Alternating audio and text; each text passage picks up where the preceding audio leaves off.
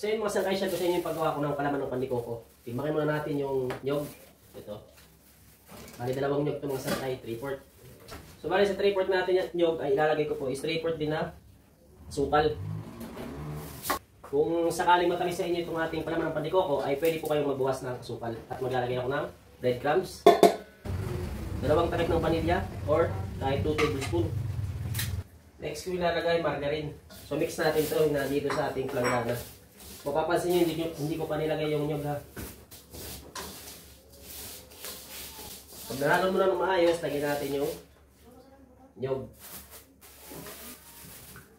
Mas maganda sa pandikoko mga sangkay, yung bibilihin yung nyog, hindi yung yung matigas na masyado. Yung medyo malambot pa siya na nyog.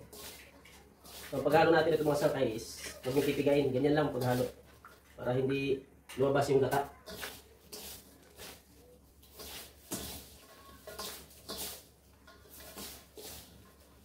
Ulit ko ha, yung paghalo nyo, huwag yung pipigain para hindi lumabas yung gata niya ng ating nyog. Ganyan lang yung paghalo natin. Yung ganyan lang kasimple yung ating paggawa ng pandikoko. Kapag nahalo nyo na ng maayos, lagyan nyo na sa inyong mga lalagyan. Yan, pwede na natin ito gamitin. Pwede na natin ito para man sa ating tinapay. Mas simple lang yung ating recipe at procedure itong ating palaman ng pandikoko.